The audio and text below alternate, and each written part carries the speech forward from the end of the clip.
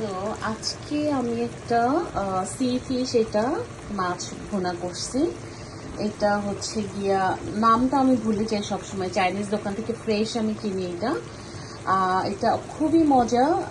এটার মাংসগুলো একদম খুলে খুলে যায়, অনেকটা তেলাপিয়া মাছের মতো বা তার চেয়ে একটু হার্ড হইতে পারে, বাট খাইতে এটা অনেক টেস্ট।